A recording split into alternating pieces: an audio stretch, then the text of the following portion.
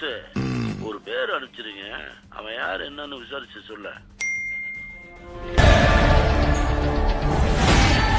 தொற்றுலையே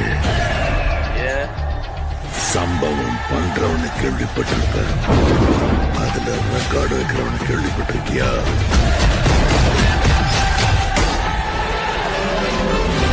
அதான் தளபதி. தொற்றாத ஸ்லைஸ் போட்டுருவாங்க.